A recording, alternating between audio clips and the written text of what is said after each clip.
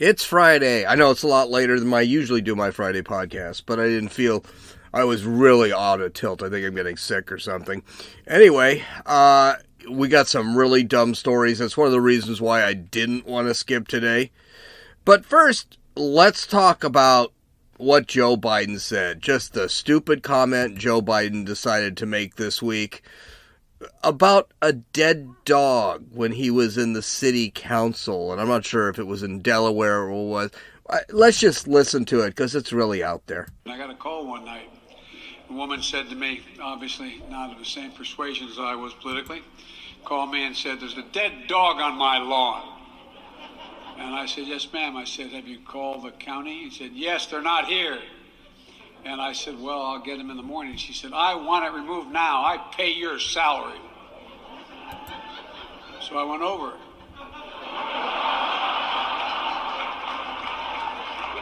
I picked it up. She said, "I want it out of my front yard." I put it on her doorstep. But I've got much better since then. Yeah, I don't know. I don't know what the genesis of the story is about, and it was kind of funny. It just seemed like kind of a weird story to bring up to people. Anyway, I guess it wasn't the dumbest thing that was said this week. We got one dumber. This is Gene, and you're listening to Dumbasses Talking Politics. Hey, this is Gene. Welcome back to Dumbasses Talking Politics. Okay, so let's get to it. We've got a bunch of dumb stuff today.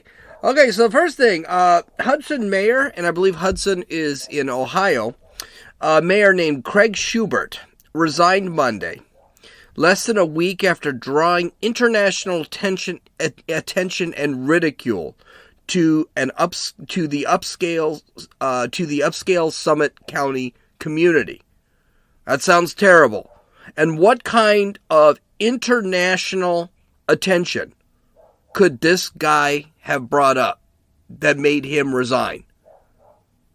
What did this poor bastard say? Well, let's just listen to it. A couple of additional data points here for council to consider.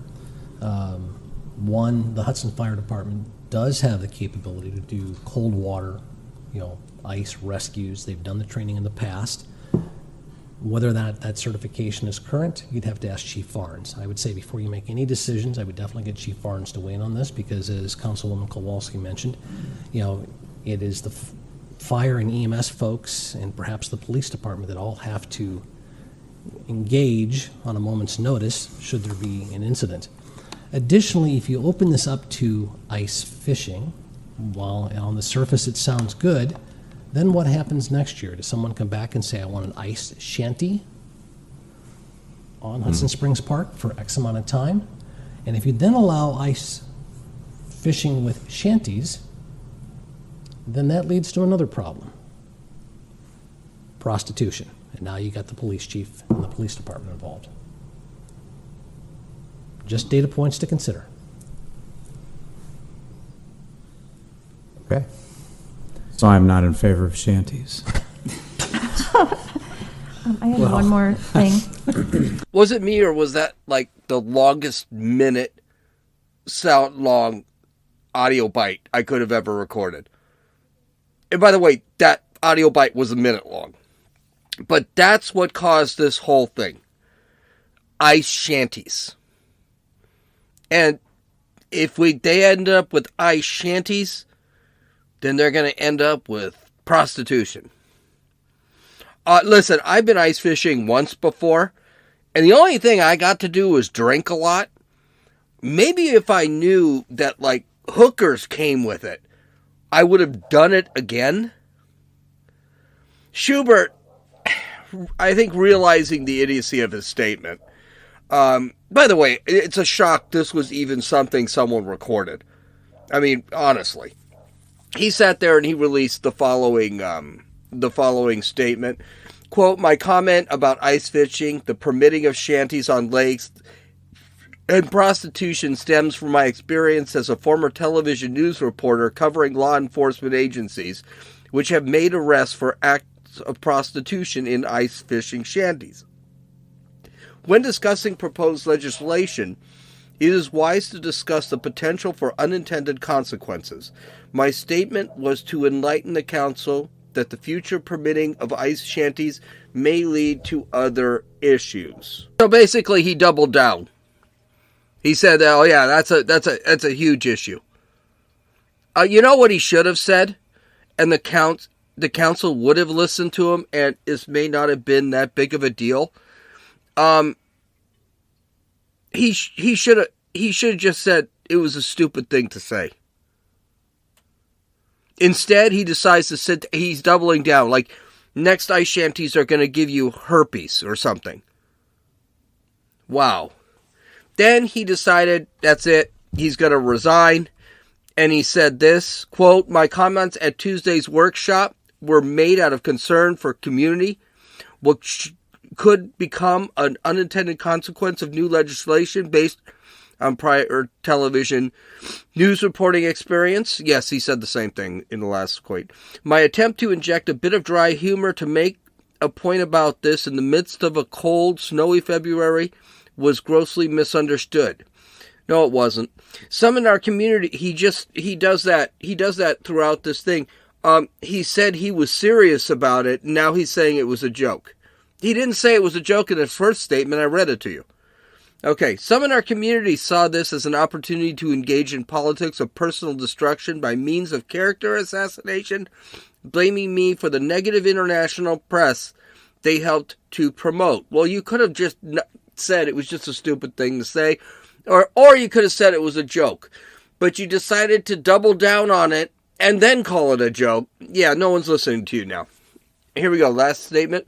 "Since the passing of my wife," oh God, there we go, First Lady Sherry Moyer, "I have given considerable thought to the next stage of my life. Retirement is on the near horizon. With the recent changes on City Council, where 6 of 7 seats have turned over, City Hall is entering a new era. My role as a change agent is complete." Oh, that's nice. I don't know if this guy's a Democrat. I have absolutely no idea. But in that last paragraph, he made himself not only into a victim, but into a hero. Maybe those 6 of 7 seats changed because he was the mayor and he did a crappy job. By the way, I don't even know if this guy's a Republican or a Democrat. I don't care. I really don't care. My God, they're having a city council debate on ice fishing. You know this is not an important story. But here, let's get to the next one here, and this one's a weird story. This is a real weird story. There are pictures. So if you would like to go to dumbassestalkingpolitics.com and take a look at the article, yeah, there are pictures. From Fox News, migrants on Mexico's southern border sewed their mouths shut on Tuesday in a gruesome bid to convince the Mexican government to let them in so that they can travel north and try to get to the United States. Reuters reports that about a dozen migrants, mainly from Central and South America, sewed their lips with a needle and plastic thread, leaving a small space to drink liquids. They also used alcohol to wipe away the blood from the stitches. Well, at least they're keeping themselves clean. Yeah. The protest took place in Tapachula, a border city with Guatemala, where thousands of migrants are waiting for permission to enter the country, that's Mexico, and cross over to the United States, the outlet reported. Quote, "We hope that the National Migration Institute can see that they are bleeding, that they are human beings," Aurelio Mujica, an activist at the demonstration, told Reuters. I do want to point out they're also on a hunger strike. Now, there are 2 ways to look at this. The funny, dark way and the right way. So let's do the dark, funny way first. I think Joe Biden should send a plane to southern Mexico or Guatemala and pick those 12 or so people up and bring them to the United States and make them citizens immediately. Why, you may ask? Because if these sick bastards are willing to sew their orifices shut to get into the United States, I'm sure they'll make a deal not to go on public assistance or take free public health care.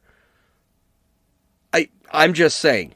I can't get Josie to take a test where all she has to do is ask 5 questions, and one of them is who's the first president of the United States, to get her citizenship. much less sew her mouth shut to become a citizen of the United States. Wait, I'm sorry, sew her mouth shut. I was daydreaming a little bit. Okay, no, in all seriousness, and this is the real way, do we really want these people in our country? These people are sick.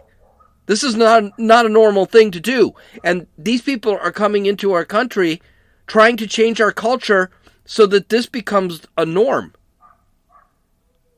These people actually think they're justified in crossing illegally into two countries. This, quote, act of protest, end quote, is sick. What will they do when they get into this country illegally?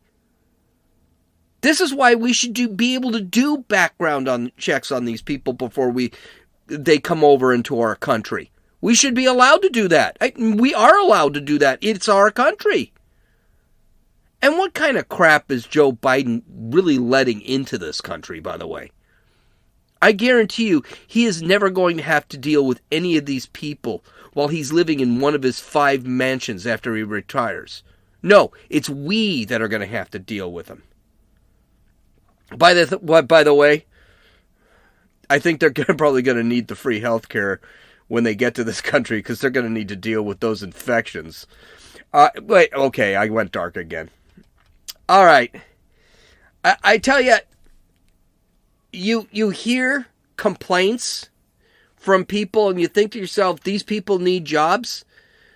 But then you hear that the complaints are coming from millionaires in our society. And they already have jobs and millions of dollars. And okay, so the Super Bowl. What is a Super Bowl without someone bitching about a commercial? Now, unfortunately, the commercials were just terrible.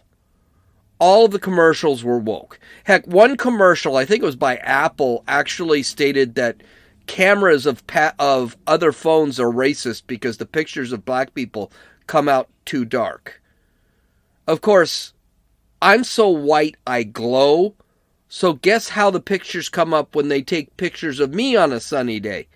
They come out overexposed. So if you take a picture of a black person in the dark, guess what happens?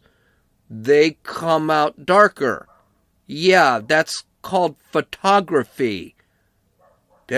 People are paid to take pictures. Well, anyway, I digress.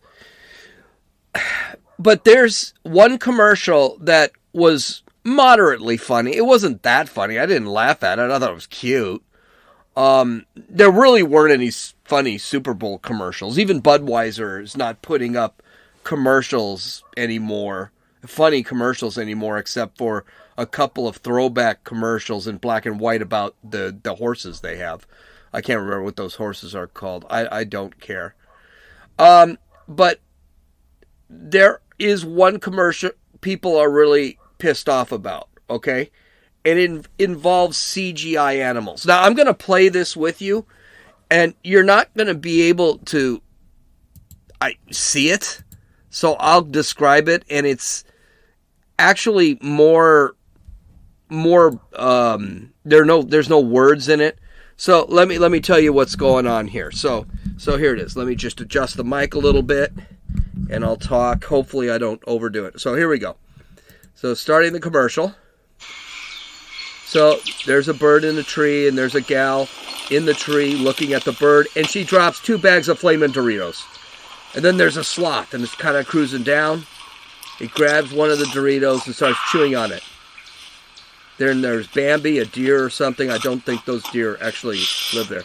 And the deer eats a Cheeto. And then a bear comes and eats a Cheeto, and the bear, they all get excited. There are all the animals. That's a fox singing. And there are water buffalo. There comes an alligator. It opens its mouth, and there's a bird singing the Ooh Baby Baby song. The gal jumps from the tree, and she sees now the sloth, says nope, and takes away the Doritos and climbs up the tree. And now the fox is dancing with clothes on. and there's the sloth doing a thing with Madonna's pose thing that she did a long time ago that I can't remember. Now, I do want to point out, bears, sloths, three-toed sloths, bears, forest deers, alligators, they don't live in the same area. They actually live in completely different parts of the world. But outside of that, most people like the ad. You can see the insanity if you just go on Twitter.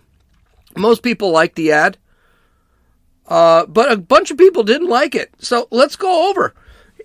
And these are all blue check mark. These are all considered the elites. All right. So here's New York Times reporter Stuart Elliott. He tweeted, "Don't feed Doritos to animals," says spot that shows animals eating Doritos. Ugh. Then there was another sports reporter, Kevin Olson. He tweeted, "Please do not feed animals Doritos or put VR headsets on them." The VR headset thing was on another commercial. Philip Michaels, who's an actor, he said, "Doritos, our snack food gives animals psychotic fits, but it's probably okay for humans to eat." I put the question there because I'm not sure why he said that. Elena Campos, another actress, she said, "What a terrible at Doritos commercial. Like giving highly processed foods to animals was cool." And then she does the sigh face emoji. Don't put emojis in your thing. And if you put emojis, make sure they're the right skin color. "Don't feed the animals," she says. And of course, the creme de la creme of the tweets is by YouTube star Brett Coleman. He begged, at POTUS, "Please sanction the hell out of Flamin' Hot Doritos for what they all just put us through." Oh, God. These people are insufferable. 3 things we can get from the reaction. And this reaction to Doritos commercial actually made national news. I'm not kidding.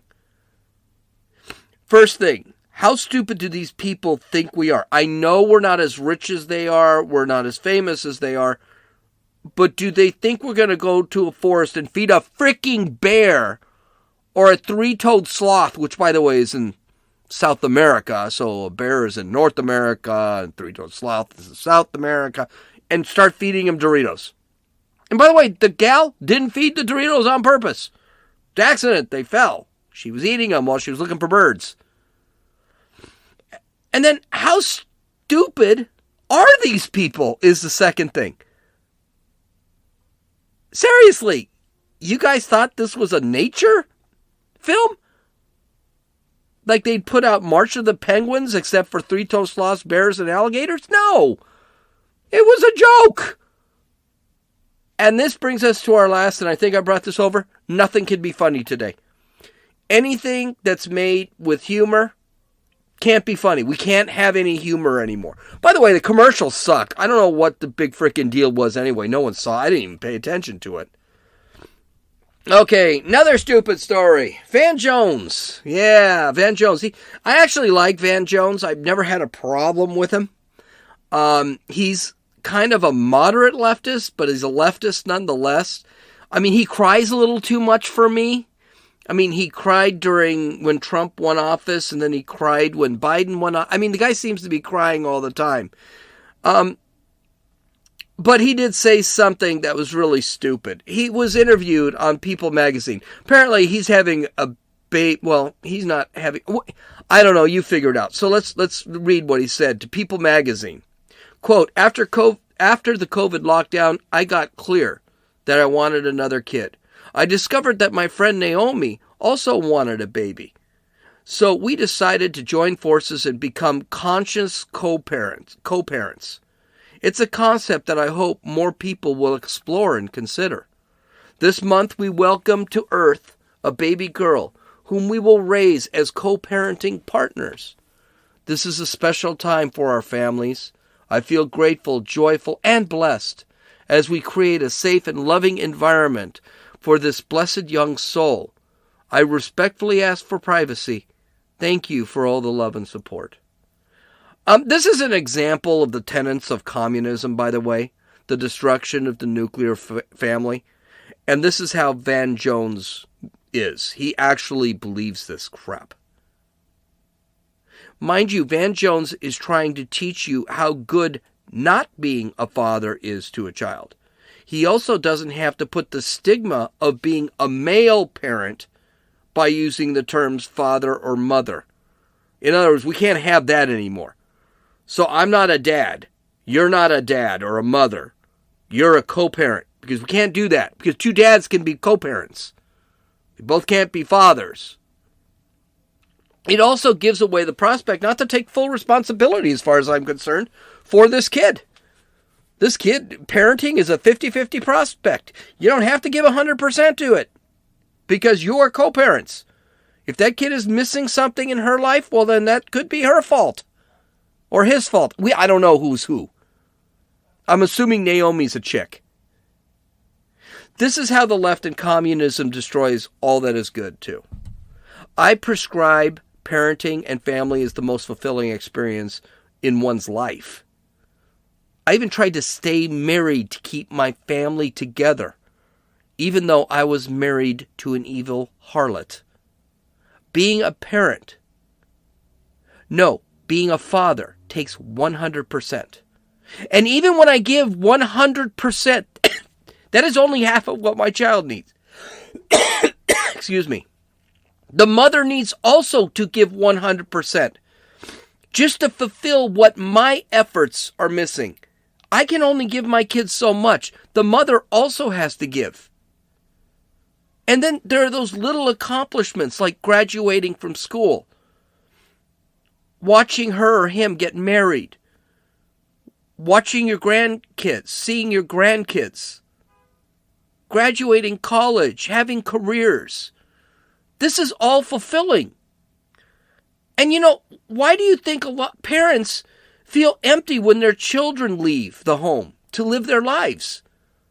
There's a great movie, and it's a wonderful movie, and you should see it. It's called Father of the Bride. It's with Steve Martin. It is a fantastic movie. I kid you not, I still cry when I see this movie. Because I understand what this guy's going through. And that is being a father. Not a co-parent. I don't know what a co-parent is. So good luck to you, Van Jones, and the half of your child's life you're responsible for. Okay, here's something fun. I finally might have found a reason to go to Disneyland.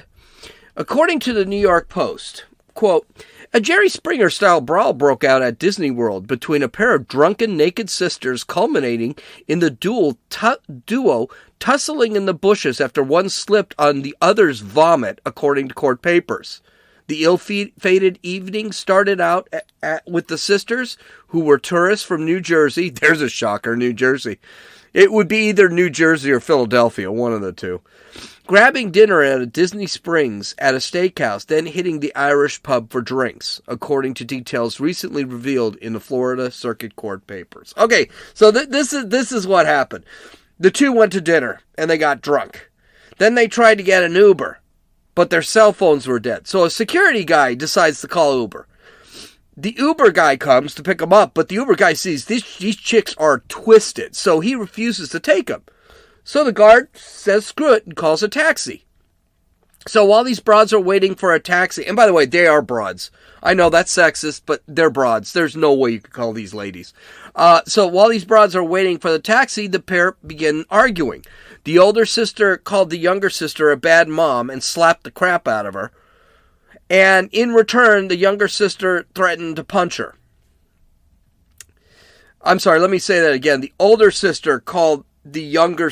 Oh yeah, that's what happened. So police from Ontario County Sheriff came at about 12:40 to find these gals, and they had separated. And then they found the younger sister, screaming and crying near the Cirque du Soleil steps by the watermelon and mango parking lots. So, Disney marks their parking lots. She was stripped down only to her underwear and sandals. The two were reunited by security and started fighting again. and then one of them slipped on the other one's vomit and landed in a bunch of bushes. Needless to say, both were arrested. Now, Disney said that they didn't have video of the incident, that it did happen. They confirmed it. Court papers are there. They didn't have any video. I call BS on that one. Disney is like a Chinese concentration camp. They have cameras everywhere. I'm pretty sure they got cameras up the toilet bowl while you're taking a dump. They got cameras everywhere at Disneyland. I once kissed a gal on the Haunted Mansion ride and grabbed her in ways that she enjoyed, but the Disney staff did not. They're not staff. What are they called? Disney actors? Yeah, we'll call them staff because I can't remember what they call them. But the Disney staff didn't appreciate it, and in the middle of the ride, you were yelling, could you keep your hands to yourself, please? So I know absolutely they got cameras everywhere in Disneyland. My bet is that Disney is looking for a way to edit this video so they can make it into one of their new movies. Because I bet that video is going to be better than their last 10 movies they've released. So that's great. I may go to Disney. You know, this is one of the reasons why I think Disneyland really needs to make beer a thing you can get over there. Just like Magic Mountain does this. The Six Flags theme parks allow you. Disney typically really is very hard to get any alcohol. You can, but it's really hard. I'm not even sure if they sell it in the park. For parents, you should be required to sell alcohol to the park. Because not only does it suppress the pain of having to deal with being at Disneyland with 4 little kids while waiting in line for 2 hours to get on a 30-second ride, but it also creates scenes like this, and those scenes, they create the memories. I guarantee you, they will forget the kids and me, we'll all forget the Dumbo ride. We will not forget the 2 naked chicks fighting in the middle of the fountain at Disney World. And the pictures, oh. All right, here's a gross story. I got to tell you, this story is too sick for me to even narrate. I don't even know if I can narrate this thing and not use language that's ungood. So I'll just read it. This is from the U.S. Sun. Cynthia Perkins, 36, faces 41 years in prison after taking a plea deal on Monday in exchange for testifying against her now ex-husband, Dennis. He was working as a Livingston Parish sheriff's deputy at the time of his arrest. I'm assuming this is in Phoenix somewhere. The Louisiana woman, and by the way, they spelled Louisiana wrong in the newspaper, and they spelled it wrong twice, so that's got to tell you something about the quality of this newspaper, so I'm pretty sure it's in Phoenix. The Louisiana woman, I guess it was Louisiana, the Louisiana woman initially protested her innocence for 72 charges of various sex crimes. We're getting there. Yet this week pleaded guilty to producing, here it comes, child pornography, second-degree rape, and mingling harmful substances. The charge about harmful substances allegedly refers to an incident in which she used Dennis's sperm to season pastries for West Side Junior High School kids. Surprisingly, she's a teacher. She was a teacher. She's going to be spending most of her rest of her life in prison. These, quote, these 3 we thought was representative of what she had done, and by agreeing to the facts as we put them out on the record, she has prepared herself to testify against Dennis Perkins, end quote. Assistant Louisiana Attorney, she spelled Louisiana right there, Attorney General Barry Milligan said on Monday. Cynthia and Dennis were arrested in October 2019 and faced 150 felony charges, including rape, child pornography, sexual battery of a child, and video voyeurism. Okay, first off, I'm just a little lost here. I have never in my life thought to myself, it would sure be a turn on if you'd let me jizz in cupcake batter and let your kids eat it without them knowing about it. What is wrong with these people? What's more weird is this could be no big deal in the future. Child pornography, you do realize there is a push now where child pornography and pedophilia is being kind of normalized now. The pedophiles actually want pedophilia being put back into the LGBTQ community as another letter. They have changed the name of pedophile to MAP, which is, I don't know what MAP means. Something person. I don't know what it is. But they're changing the way we actually look. There are professors today, and more professors than we could ever imagine, that are actually saying, well, pedophilia is just a misunderstanding of you misunderstanding a person's lifestyle. How bad was this crap that this gal did? She made a deal and she still could get 41 years in prison. My only thing, I wish they'd just throw her into a men's prison. Let her deal with that. Okay, and that's it. That's it. There's one more story, but it's all over the news. I'm sure you've heard it, about the gal who decided to fake her own pregnancy, but her baby bump kept moving, and the fake pictures of the baby, she wanted to get parental leave, that kind of thing. We're not going to talk about that today. It's not that great a story, and it's all over the news. So if you want to visit my website at dumbassestalkingpolitics.com, I have all of the audio and video you need, plus the links. Have a great weekend. This is Gene, and you've listened to Dumbasses Talking Politics.